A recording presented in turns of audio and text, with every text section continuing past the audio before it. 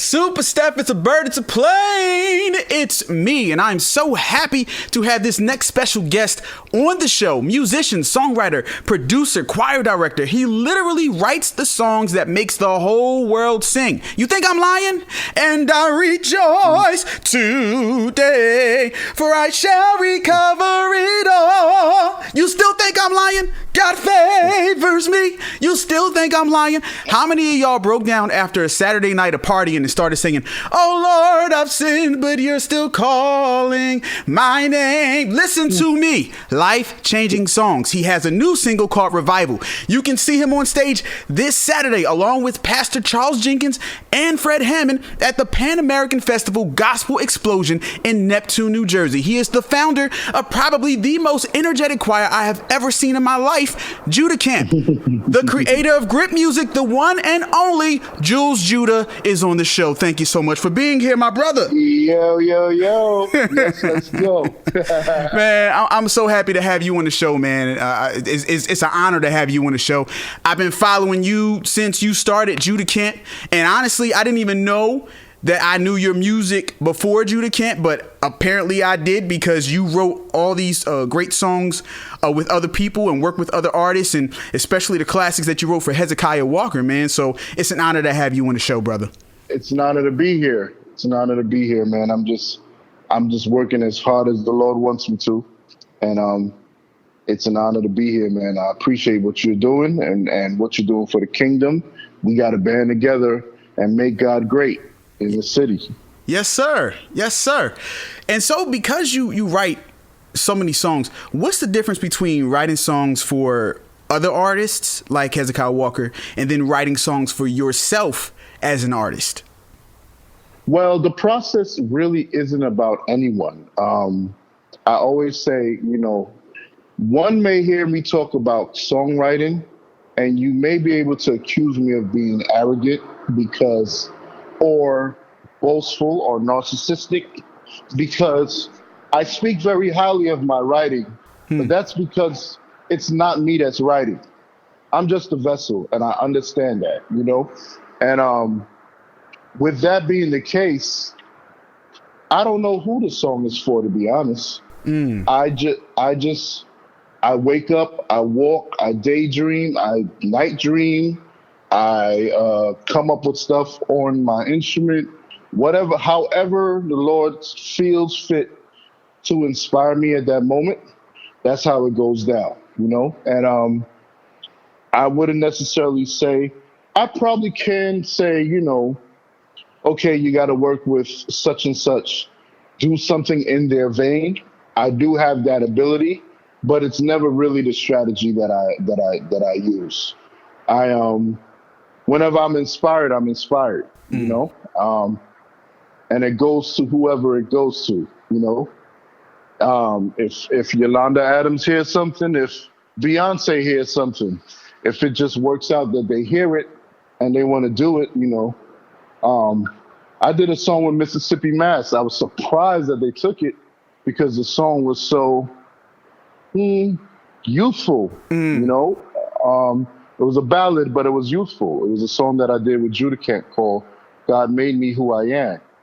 But, Mississippi Mass took it and they made it a Mississippi Mass song, So it's never really about me writing for JudaCamp or me writing for Bishop Walker. In the case of God Favors Me, I did write pertaining to what he was going through at the time, and I was inspired by his story, and I did write something specifically for him when I wrote God Favors Me. But for the most part, it's really just based off of inspiration, bro. Whenever God gives it to me, I let it out. And how do you feel when you see people all over the world singing songs that came to you when you were just daydreaming? For it to go, not to be deep, for it to go from that dimension that was just you got to it with your head, and then you brought it into this dimension, and now everybody's singing it. Like Colin Kaepernick was singing "God Favors Me." Like, how does that type of stuff make you feel? I didn't know what to do when that happened. I just started screaming. It was a Sunday. I didn't know what to do. I'm like, how do I maximize this?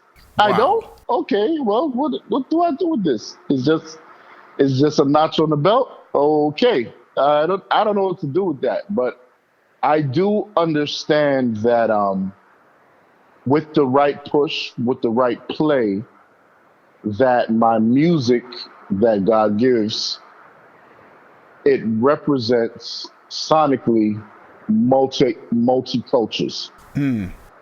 So it can apply to a group of people in Japan. It can apply to the streets of Brooklyn.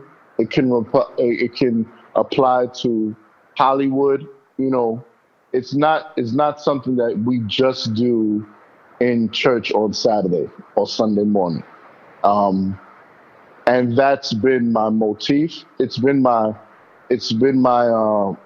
pivot. It's also been my downfall in some cases, because locally it doesn't resonate.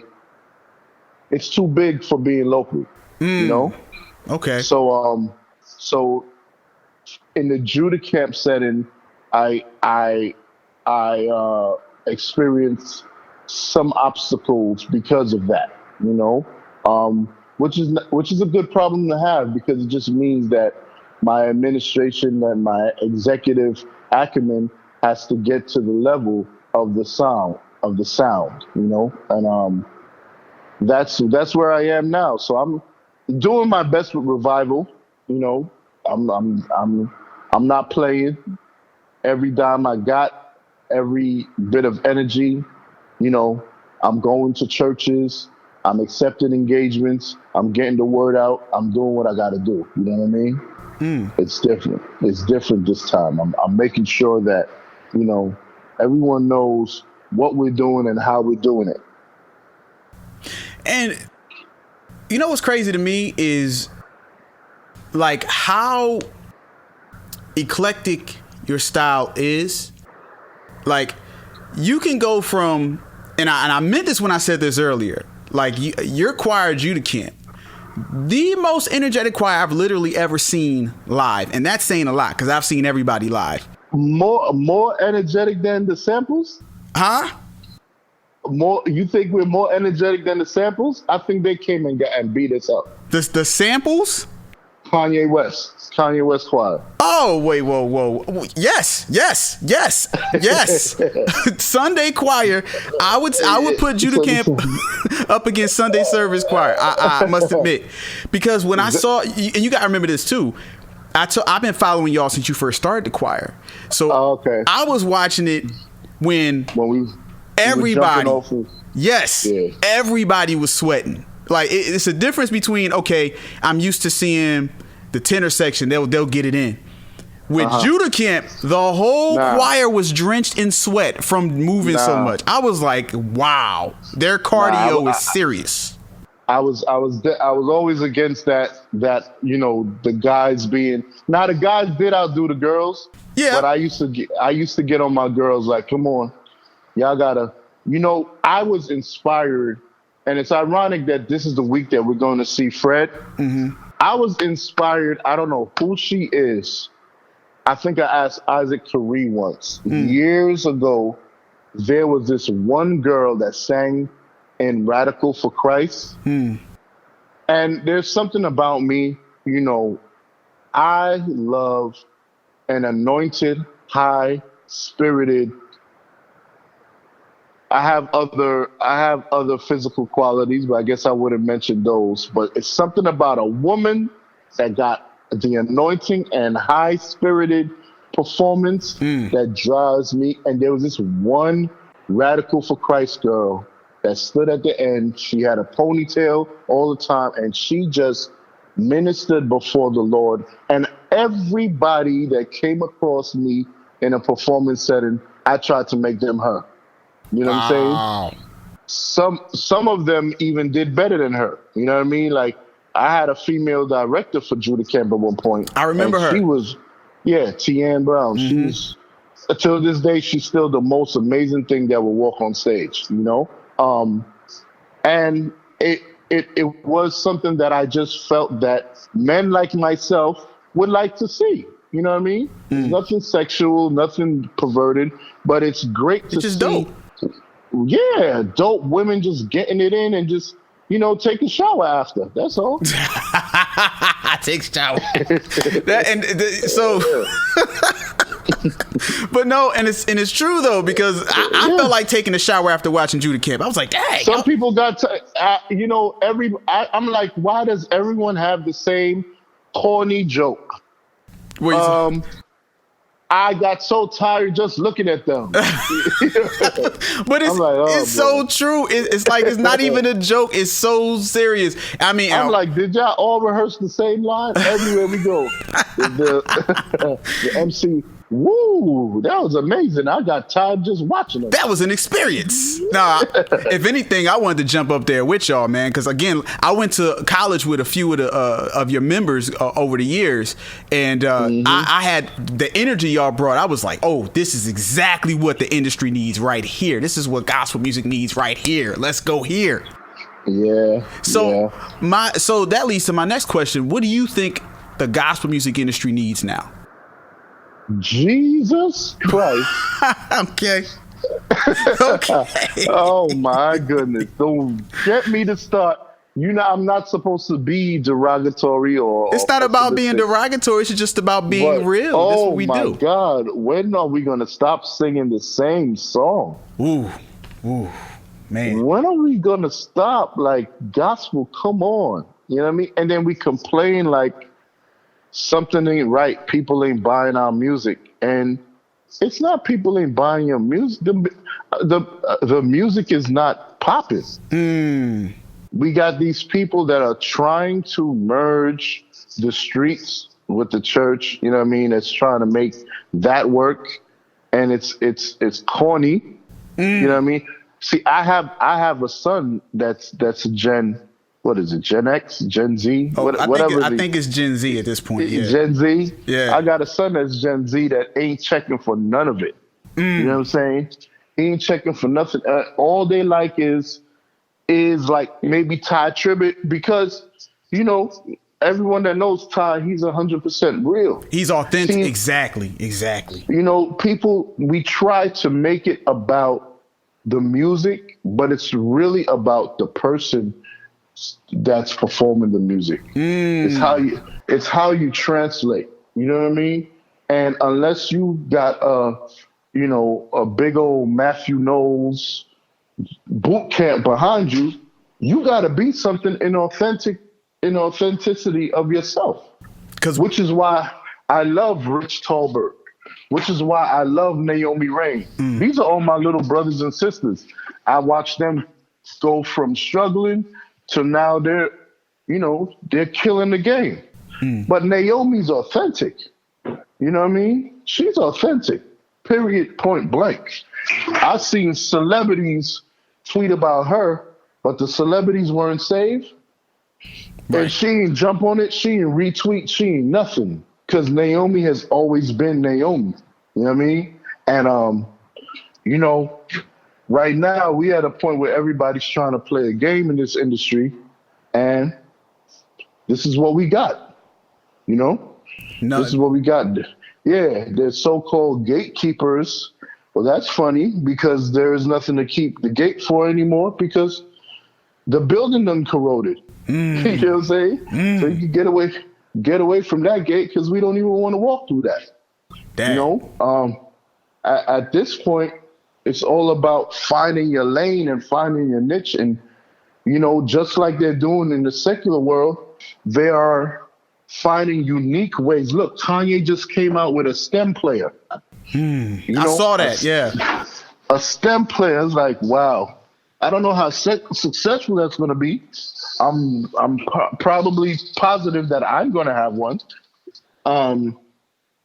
But, we got to find unique ways to say what we got to say. Is everybody going to sing the same song? Is everybody going to produce the same way? What? One thing. Oh, go ahead. I'm sorry. Yeah, one thing about me is I'm gonna try to be myself and be different. Go ahead. And you mentioned Kanye, and it's like the one thing that I said when I saw Kanye with the Sunday best with the Sunday service choir, I was like, this is so dope. I was like, why is it that nobody in the actual gospel music industry thought of doing this. Or maybe they thought of it, but they weren't bold enough to actually do it. Why? Well, it depends. It depends on what your this is. You know what I'm saying? Because I think most of his strategy is, how would I say it? It's an extreme version of GA. Right. It's an extreme version of JudaCamp. Right. It's an extreme version of Danny Eason and Abundant Life. I don't even know if you know who that is. No, I don't. I'm not even gonna lie. Oh man, that's where Danny Eason is where GA gets it from. It's a young man out of Brooklyn. He had a choir that grew to about 200 members. Wow. And they were pretty similar to, they were like Vincent and SOV.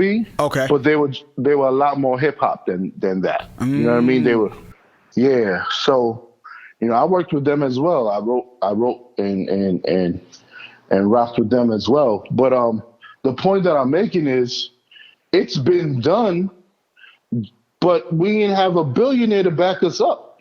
You know what I'm saying? You can to take 300 people from Los Angeles to Chicago, put them in hotels and pay them all.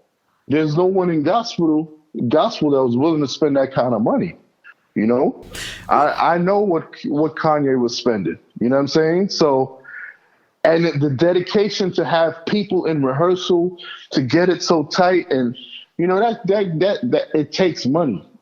You can't find a singer in his choir that ain't a singer.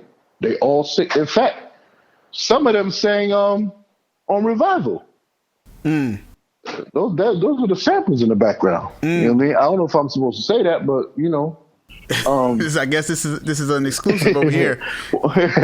Well, I love them. You know what I'm saying?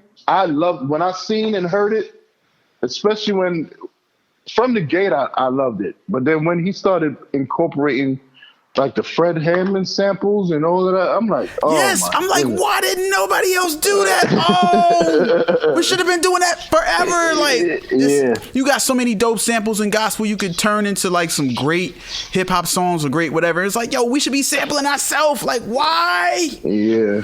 I don't know. But you know, it's even with the sampling ourselves and making it hot. The problem with that then is who is that for? Because the gospel music audience don't really care about that. The people that love Kanye's choir love Kanye. So he was able to bring Jesus to a way bigger audience than the gospel music audience. The gospel music audience right now is looking for that one praise and worship pseudo CCM person that could get on a plane with a CD, with an MP3. You know, that's what we dealing with over here. Oh, you man.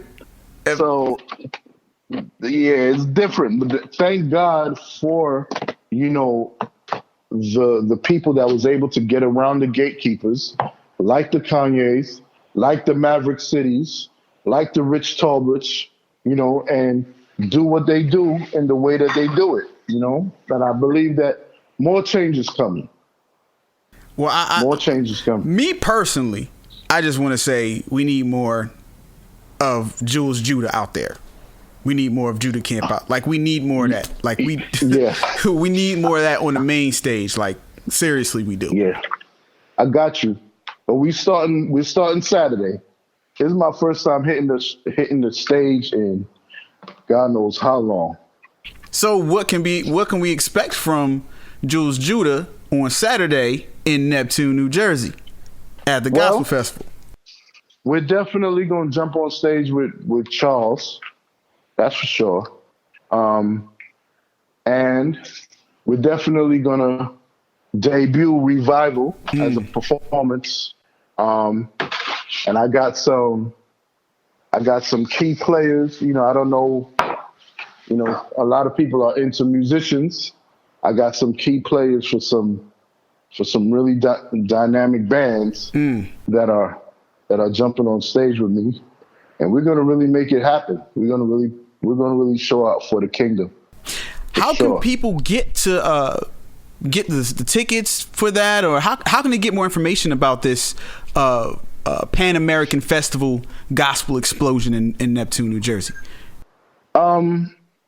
Well, I know for sure that Ron Faison, RonFaison, he is one of the promoters, a good friend of mine, and I know on his social media there's direction to into getting tickets. I know on the flyer it says from NewJerseyWithLove.org. Mm-hmm. That's, you could get tickets from there. Yeah, and you know, if you really want to come and can't find tickets, you can DM me. Okay. I'm a holler back. You know what I'm saying? If you can't figure out none of those other ways, because I definitely want to see this be a success. You know, part of the reason why gospel music isn't why you can't get more out of gospel music is because it's hard to find support. You know, gospel music is hardly supported, and that is part of the reason why, you know, there's no funding for the LED screens. There's no funding for the trips for, you know, people want to see me I do still have singers, you know what I mean? I do still have a 30 voice choir that I pull out when I get a corporate call, you know what I mean? But I can't facilitate a 30 voice choir when I gotta move from New York to North Carolina and we gotta get on flights. 30 voices, that has to be supported by an industry that supports that. So that's the issue. You know what I mean? So it's very important that people come out and support concerts like this to help raise an awareness to the sound. And it ain't going to be whack. It ain't going to be corny. You're going to have a good time. You know what I'm saying? So that's where we are with it, you know? You know, Jules Juda, you my type of people, man. You my type of people because you just straightforward and candid and transparent. I love that type of talk, man. I appreciate that, man. You know, it has gotten me in trouble. Me too. Me too, man. It has gotten me in trouble, man. But I can't help it. I can't, you know. And I've witnessed a lot of phony. You know what I mean? And God bless the phonies, but I can't do it. I got you. I really can't do it. You know, I work in film. I work in the hip hop industry. I work in the secular world, and phony just doesn't work. You know, the realer you are, the more accepted you are. You know, and that's just a natural pivot. You know, be real. And that's why this generation they flock to people who are just I guess they're out there. Now I mean sometimes people would be like, okay, you're putting yourself too much out there. But at least they know what they see is what they get, and so they rock with you because of that.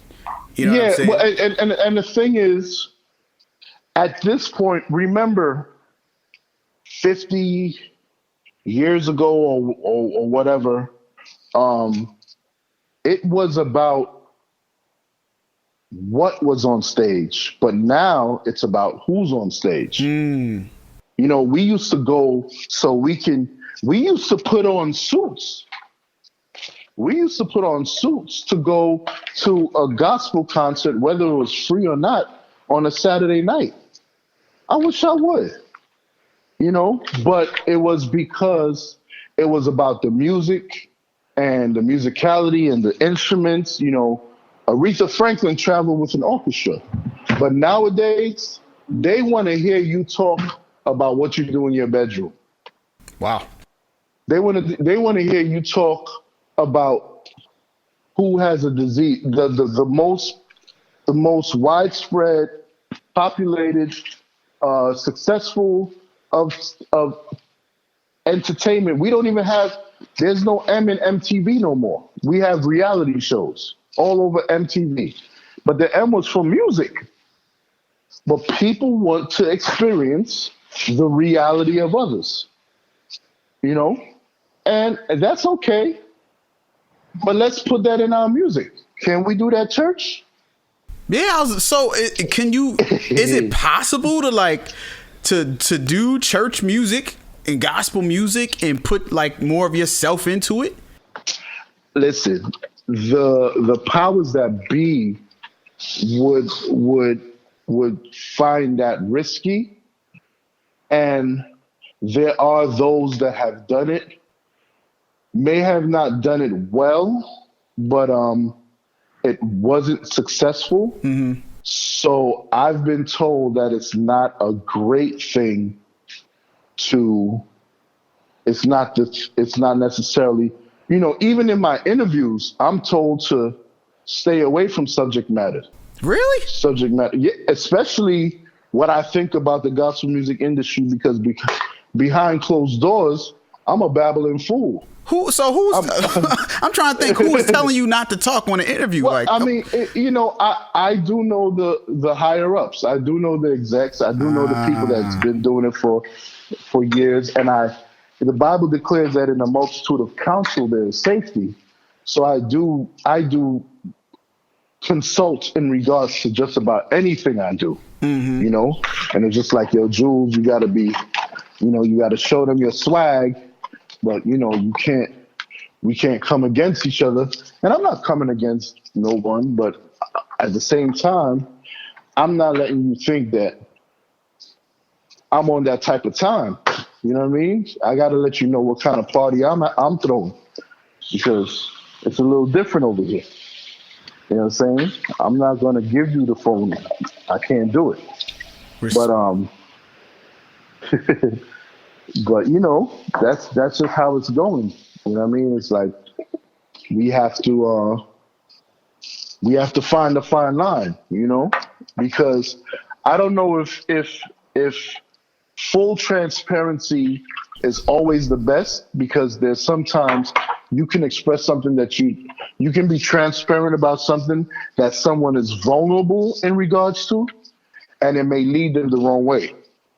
Because remember, Sunday is just one day out of the week. So if you don't have the ability to completely nurse somebody back to health, and they hear your story about how you were promiscuous and what you did and the details about it, like Drake or Little Baby or the Baby would do in his record, they still got to go from day to day. So you got to be careful of how much of that you give them without giving them the other side. God came and comforted me. God came and strengthened me. God came and delivered me. You got to be able to deliver that message. So the transparency is good, but it's very delicate, because, sometimes it leads people, they get comfortable with you, but then sometimes it leads people back to drinking, back to doing what they were doing. You know what I'm saying? So you have to, it's a strategy. Man, we've talked so much, and we've got to glean so much from you, man. And now I think we need to get into your new single. Let people know a little bit more about this single. Let us know about Revival, man. Revival. Okay, so revival, when you hear the word revival, you think about a church service that's going on all week. And when God brought that to my attention, I said to God, that is too churchy for me, Father. No, thank you. And it just kept reoccurring. And then it became less about revival, and it became more about reviving from where we are, which is a revival. So it's not necessarily in the sense of a service. It's in a sense of a pivot. It's in a sense of an uprising. It's a movement. And who is experiencing this revival? Who's fighting? Well, definitely our nation is fighting. When I wrote the song, the president was different. Thank you, Jesus. When I wrote this song, we were in the middle of racial tensions. You know what I mean? We still are. Now we got this Afghanistan situation. There's so much going on. I mean, we're in the middle of a pandemic. You know, we've experienced. One of my best friends lost his mother yesterday. We're experiencing so many things that we could speak on to what's going bad, but we also have to open our mouths and declare on what's going to happen on the good side. And I declare that it's going to be a revival. So many of us are suffering from mental illness that we don't even want to take claim to. I used to look at people who had mental illness like, yo, you're bugging, it's not that serious, until it happened to me. I went through depression, I went through anxiety. I used to close my eyes and see demons. And they used to talk to me and they tell me that if I close my eyes, I'm never going to get up. Then I had another demonic force that said, well, we fine with that. If you want us to not get up, then let's just stay down. So that's suicidal. You know what I mean? And these are things that were going through my mind due to illness, due to stress, due to certain things that were happening in my life. And I declare that I will be revived. You know, and every day of my life, I'm closer and closer to the other side of the revival. You know what I'm saying? I no longer suffer with that anxiety. I no longer suffer with that depression. And, you know, I'm getting myself together, getting my health together. So I declare every day it's going to be a revival. It's going to be a revival. Wow. You won't even be able to find me in my new house. You know what I'm saying? Like, it's going to be a revival. And I see it as clear as day. So I proclaim it, and that's what this song is about. I got some of my friends to pull up to the studio, and we made it happen. And that's what revival is all about. Word. Supa Steff is a Birds of Plane. It's me. If you just tuned in, we got Jules Juda, the one and only, on the line, on the show. You can see him and Fred Hammond and Pastor Charles Jenkins on this Saturday, August 28th at the Pan American Festival Gospel Explosion in Neptune, New Jersey. Once again, Jules Juda, how can they get that information, more information about that event? Go to fromnewjerseywithlove.org and everything will be there. Or you can look for Ron Faison on social media, RonFaison, and all the information will be there. Jules Juda, thank you for being on the show, man. Appreciate you. Thank you. And everyone, you know, I'm your brother. Holler at me. Follow me at Jules Juda on Instagram and everything else. And Jules Bartholomew and JudaCamp on Facebook. I like to connect with everybody. Let's do it. Absolutely. And we're going to leave you with this new song, this new single from Jules Juda. The song is called Revival.